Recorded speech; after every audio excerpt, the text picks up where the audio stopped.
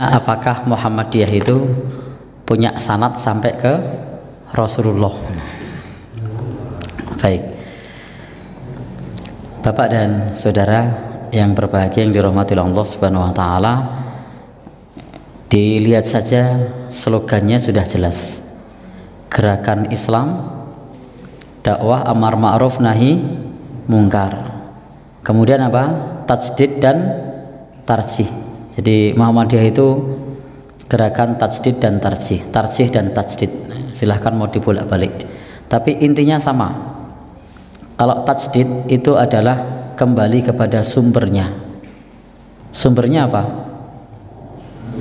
Al-Quran dan As-Sunnah. Jadi gerakan tajdid itu adalah kalau dalam hal akidah ibadah itu kembali kepada sumbernya. Pembaruan itu kalau urusan akidah, urusan ibadah bukan ditambahi, bukan dikreasi, tetapi dikembalikan ke sumbernya. Sumbernya adalah Al-Quran dan As-Sunnah. Itu namanya pembaruan dalam masalah agama. Jadi kembalikan ke sumbernya, bukan malah ditambahi amal ini, tambahi amal itu, tambahi zikir ini, tambahi zikir itu. Itu bukan pembaruan namanya. Nah, itu penambahan. Nah, itu pimpinan cabangnya sudah bilang penambahan loh. Nah, jadi yang namanya pembaruan kalau urusan agama, tajdid itu kembali ke sumbernya. Tapi kalau urusan dunia itu pembaruan silahkan berkreasi dan berinovasi. Jadi urusan dunia itu bisa berkreasi dan inovasi. Maka tajdid dalam urusan dunia itu silahkan berkreasi dan inovasi. Dalilnya sudah jelas dari Nabi Shallallahu Alaihi Wasallam mengenai bab ini, bahwa di dalam urusan amal, man amila amalan laisa alaihi amruna fahuwa raddun. Barang siapa beramal yang tidak ada tuntunan dari kami, ini Nabi yang bersabda, maka amal tersebut tertolak. Kemudian juga kembali kepada sumbernya, itu dalilnya juga jelas.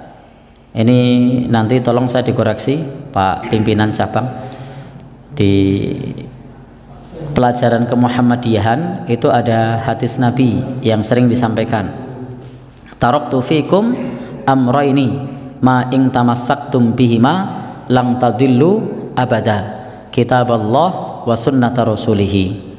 Aku tinggalkan kepada kalian dua perkara yang jika kalian berpegang teguh kepadanya maka tidak akan tersesat untuk selama-lamanya. Apa itu? Kitab Allah dan Rasulnya. Dan saat ini Al-Quran sudah dibukukan, kitab tafsir sudah dibukukan, kitab hadis sudah dibukukan, dan hadis-hadis itu yang sahih, maka hadis tersebut bersanad kepada Rasulullah Shallallahu Alaihi Wasallam. Al-Quran itu sumbernya mutawatir, bersanad kepada Rasulullah Shallallahu Alaihi Wasallam. Yang perlu kita garis bawahi, Muhammadiyah tidak punya Al-Quran sendiri. Al-Qurannya adalah Al-Quran kita semua bersanad mutawatir sampai kepada Rasulullah Shallallahu Alaihi Wasallam. Kemudian hadisnya juga tidak punya hadis sendiri. Hadisnya adalah hadis yang biasa dipakai oleh kaum muslimin. Dan hadis-hadis itu ada hadis Bukhari, ada hadis Imam Muslim, ada hadis yang lainnya. Itu adalah hadis-hadis yang sahih, hadis yang bersanad kepada Rasulullah Shallallahu Alaihi Wasallam. Sehingga yang kita pelajari adalah yang sudah bersanad kepada Rasulullah Shallallahu Alaihi Wasallam. Itu pun juga dengan pendekatan yang sangat hati-hati. Kalau di Muhammadiyah pendekatannya adalah dengan pendekatan tarjih. Metodenya adalah bayani, burhani, dan irfani. Tarjih itu adalah memilih pendapat yang kuat dari pendapat-pendapat yang ada, dari dalil-dalil yang ada. Kalau berselisih tentang sesuatu, fa in tanaza'tum fi syai'in farudduhu ilallahi war rasul. Kalau berselisih tentang sesuatu, maka kembalikan kepada Allah dan Rasul. Sehingga kalau jawabannya apakah bersanad atau tidak, jelas sumber-sumber yang kita gunakan, dalil-dalil yang kita pakai adalah dalil-dalil yang sahih dan bersanad. Maka itu lebih aman dibandingkan mengaku bersanad tetapi amalannya jauh dari amalan Nabi.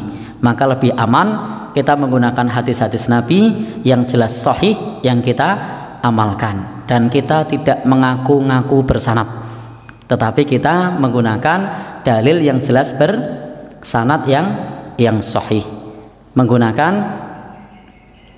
hadis-hadis Nabi yang memang sahih, itu yang kita gunakan. Begitu terkait dengan pertanyaan apakah Muhammadiyah bersanad.